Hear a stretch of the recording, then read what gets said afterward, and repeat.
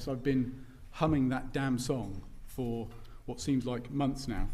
And it occurred to me that blurred lines is a good way of describing a lot of the issues that I'm seeing every day in my working life at HP. In fact, the more I thought about it, the more I realized it's actually a key theme for a whole bunch of the issues that I'm experiencing. So I thought it'd be interesting to share some thoughts on that, as I'm sure I'm not the only one experiencing some of this stuff. Talk about ways potentially to deal with some of those issues, and why sometimes blurred lines aren't necessarily a bad thing. I don't profess to have all the answers, far from it. I'd love to hear your thoughts afterwards in the bar, interested in other people's views. So, without further ado, turn it on. There we go. So, 5 things I want you to walk away from today thinking. This is me telling you my agenda. I'm going to tell it to you again at the end, so you definitely, hopefully, walk away thinking at least 3 or 4 of these things. So, number 1, I want you to walk away thinking that HP is a great company. I've been at HP for 6 months, give or take, and I think it is a great company. I've had a fantastic journey over the course of the 6 months, finding out more and more about it, and it's a fascinating story. So that's number 1. Number 2, HP is a complex company. I think it's probably one of the most complex companies I've ever come across, certainly the most complex company I've ever worked at. When I first joined, somebody said to me, it will take you 6 months to get your head around the complexity of this organization. And I'm 6 months in and I'm still working at it, to be honest with you. The world is a complex place. I think a lot of you are smart enough, you probably know that already, but I'm going to reinforce it in your head because I think it's useful. Hopefully, some ways you could be more successful navigating blurred lines, potentially. And finally, most importantly, hopefully you walk away thinking that my moustache looks great and you're going to donate a lot of money. That one might be a stretch, but I'm going to try. So, HP is a great company. If I repeat it enough, it's going to go in. Neuro-linguistic programming, they tell me. I think it's important I give you a bit of background on HP. I don't know the last time any of you interacted with anyone from HP, apart from the guys in the agency who interact with me daily. Many of you, when I say HP, probably think PCs or printers, or people like Weeksy might think of Source.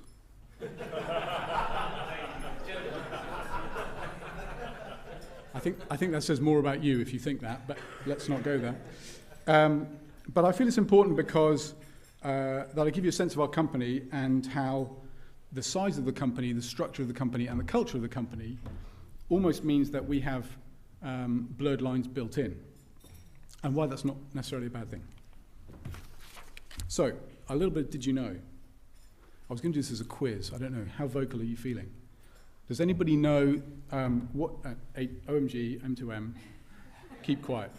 Does anybody know what year HP was founded? Any guesses? Oh, wow. Ballsy. 1939. For a tech company, if you think about that for a second, that's pretty extraordinary. 1939. The mathematicians amongst you will have worked out already that that means next year is our 75th anniversary, and we have great plans for that. The founders' names were Bill Hewlett and Dave Packard. You may have known that one.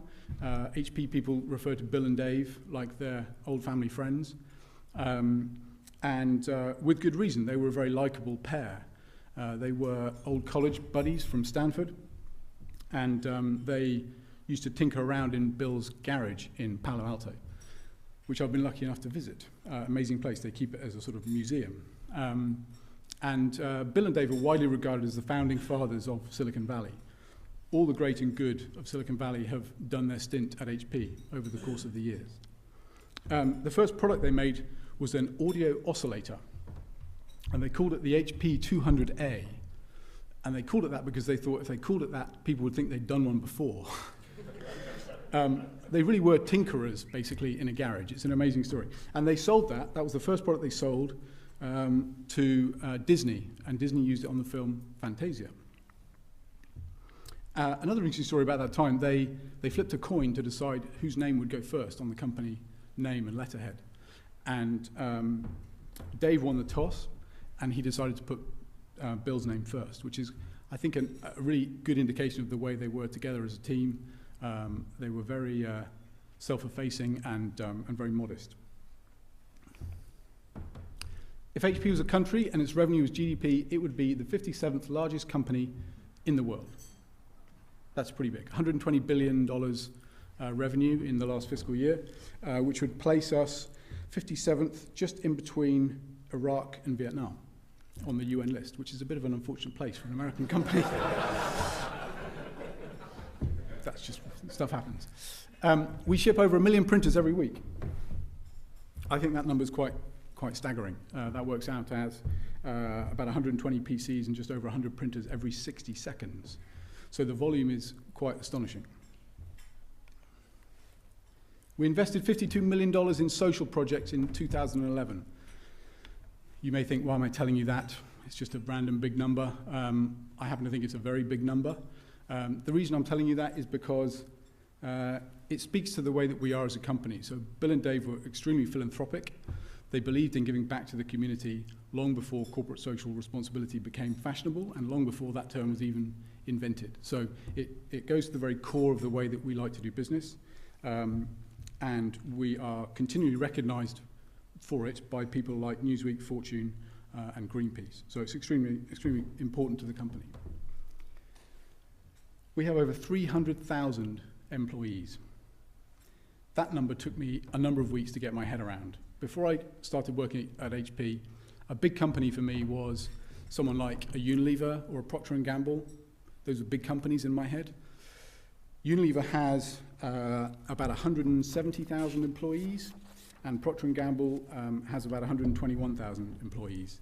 So we're 3 times the size of a Unilever in terms of number of employees. It's vast and hugely complex. Just give you a sense of the size. HP.com as a website, it's probably very easy to critique if you're a technical person. It has over 400 million pages. It's been built organically.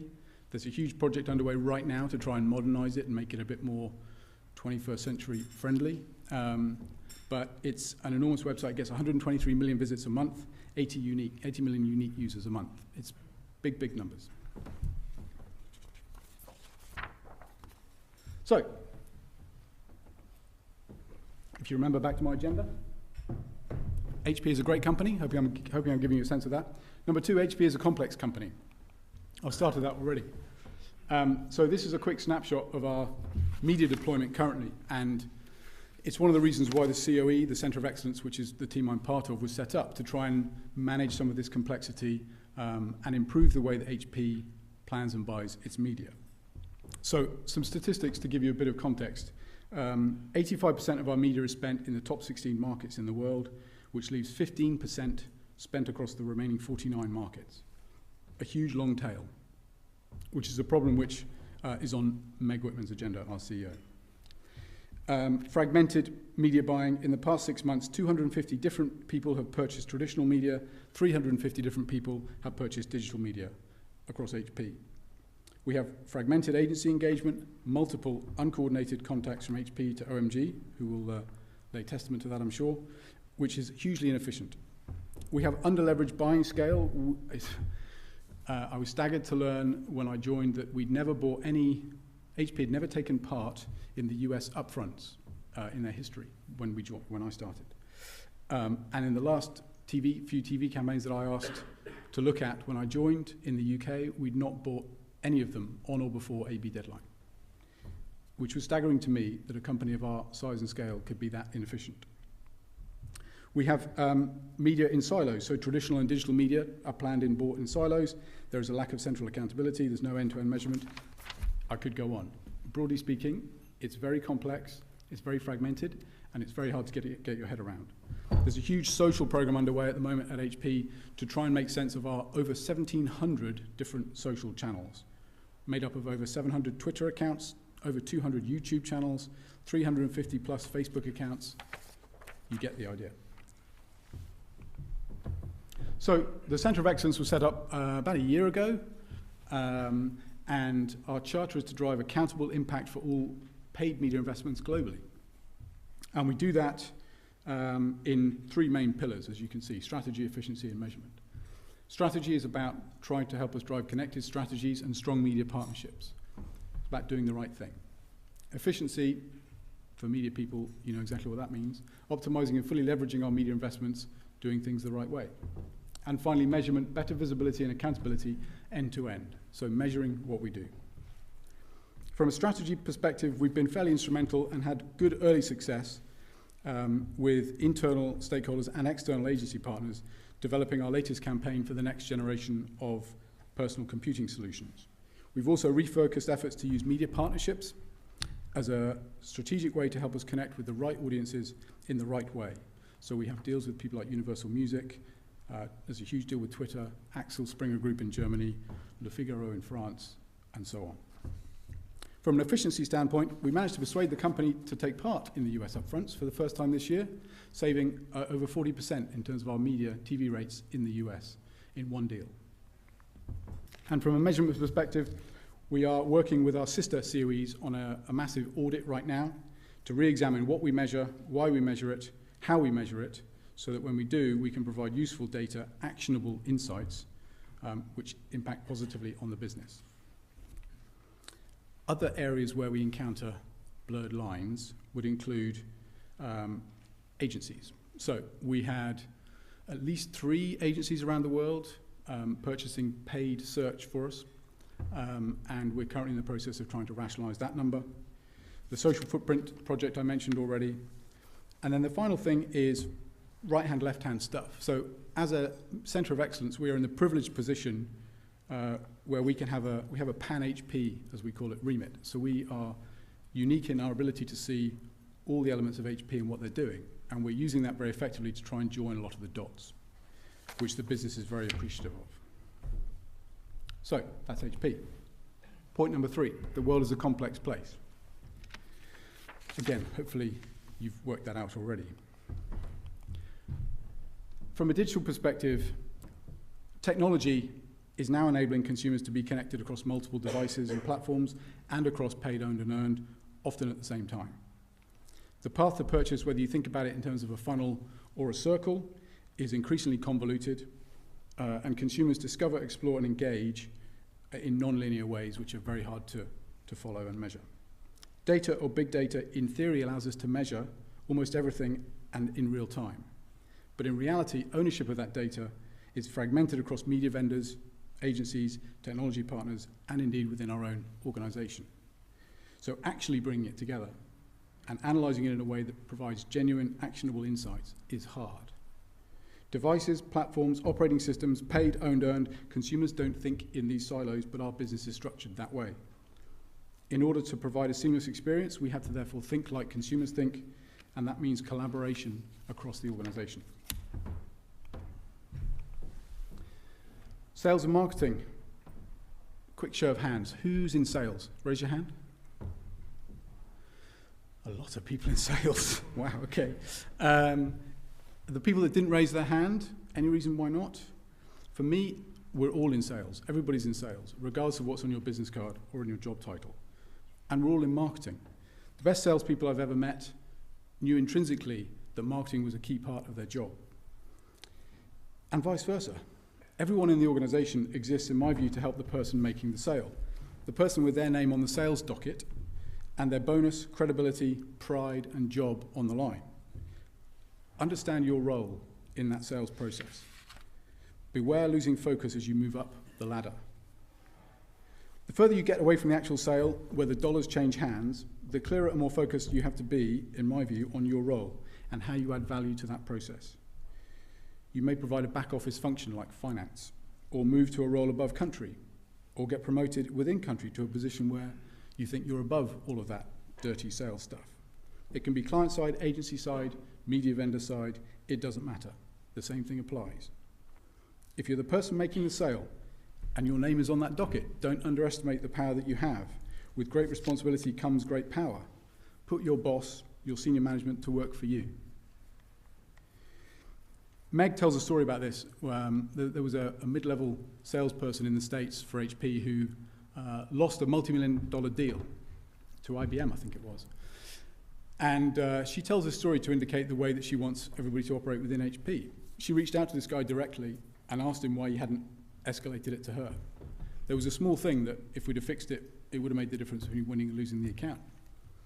And she reached out to him directly, not to give him a bollocking, but to ask him why he didn't pick up the phone and escalate it to her so that she could fix that problem. What she was essentially saying was, I work for you. Help me help you make that sale.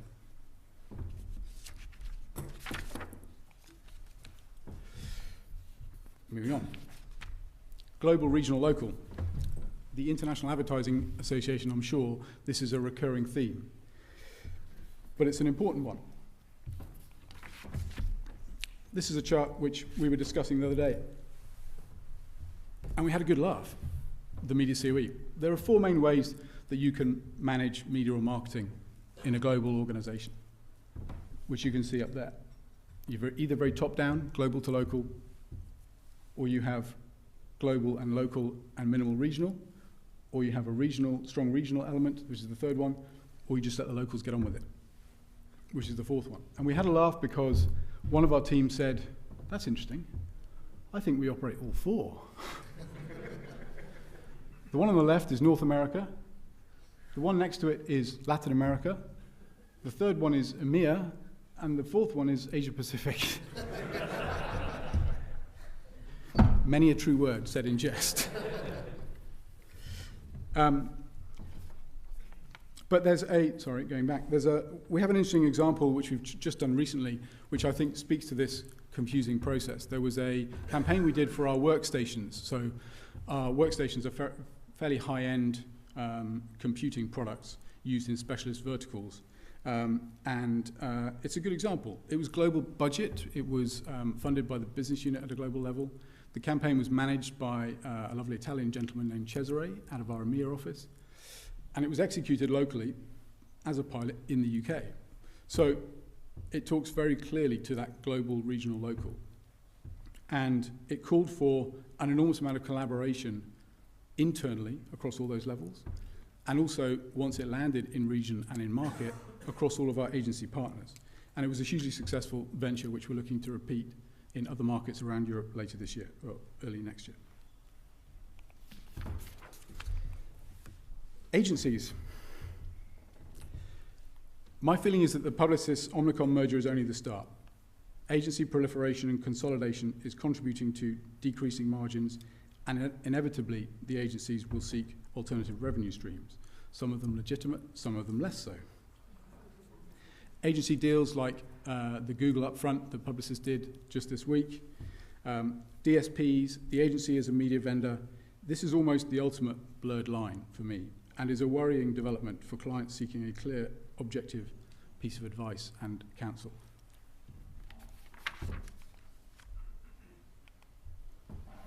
Clients. I look in the mirror too. It's not just about everybody else. We're confusing. Matrix organizations, unclear reporting lines, consensus culture, different marketing disciplines broken into silos, turf wars, the rise of procurement and procurement-style thinking, knowing the cost of everything and the value of nothing. These are just some of the problems that we have on the client side. I'm sure lots of people are crying out for a single accountable point of contact in the mold of an old-fashioned marketing director. I'm afraid, however, those days may be long gone. But on the plus side, what an opportunity to add value. We are crying out for help, crying out for the right sort of help.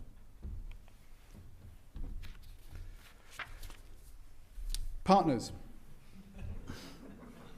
It's interesting, when I typed, so it was Sir Martin Sorrell who coined the term frenemy, and when I typed frenemy into Google, that was the image that it sent me, which I thought was very interesting. So Martin was referring to Google, actually, as the original frenemy. But I think that term only becomes more relevant in our day-to-day lives, certainly from what I'm seeing. And actually, for us, Microsoft might be a better example. So for us, they are a competitor. They're also a partner. Many of our products run their operating system. They give us budget to help market and sell those products. They're also a media owner. So a lot of our media dollars get spent with Microsoft. That's a very blurred line. Karen's just spent most of lunch trying to put that right for me. But and she sold me a Surface. Everything's a sale. Partner search. How do we do partner search effectively so that we're not actively bidding against each other and Google take all the money? Does anybody have the answer to that? I don't know. So, 10 tips. Meg has a list of top 10, which we use internally, which I've presented to the OMG guys a lot. And I'm not going to present Meg's. I'm going to give you my version of Meg's. So it's borrowing quite heavily from Meg's list, but it's my own spiel. So, number 1, understand yourself. Know yourself and be true to yourself. It starts with you. What do you believe? What are your values? What is important to you? How do you operate? Are you a quiet, introverted specialist, the sort of person who thrives on detail and complexity? You probably love Excel, pivot tables. That's fine. Be the best you can be at that. Are you a gregarious extrovert generalist, comfortable glad-handing clients, talking in general terms about a wide range of topics, and adept at handling people? Understand what you like doing, what you're good at, and then do it to the best of your ability. Don't try to be something that you're not. Number 2, understand your role in the process. The sale. I talked about that before. Results matter. Be accountable. Understand how what you do influences the process of the sale. There's a very smart guy called Marco Rimini, who is now running Mindshare. And Marco's a comms planner. And he taught me once the importance of the sale in everything. So Marco's a comms planner, but the reason he's so good and the reasons why clients love him is because he's so focused on the sale. He's the antithesis of a fluffy comms planner.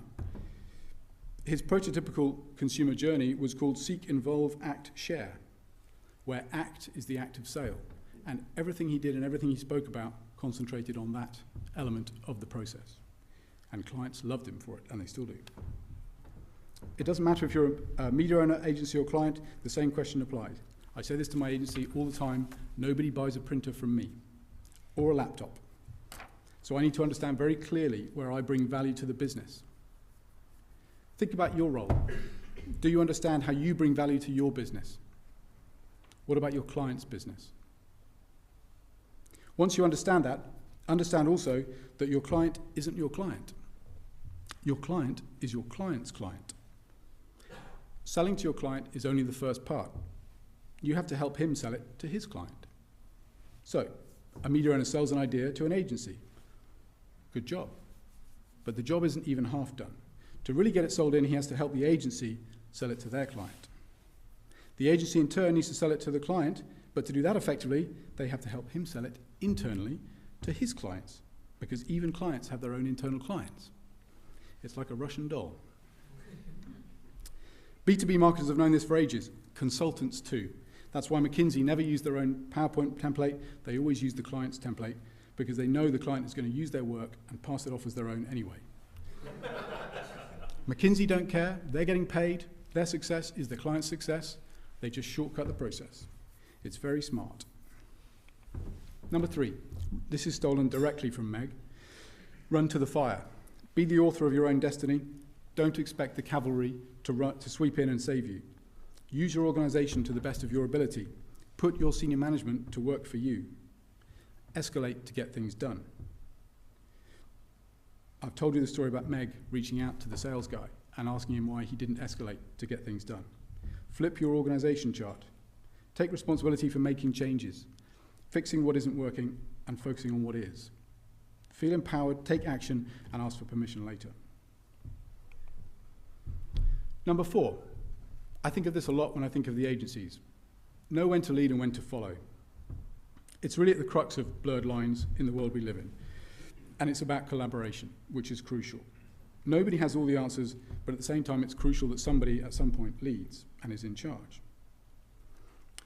There are so many agencies, often on the roster of the same client, and all offering many overlapping services that it can often feel for a client like one long beauty parade. Whose idea do you like best?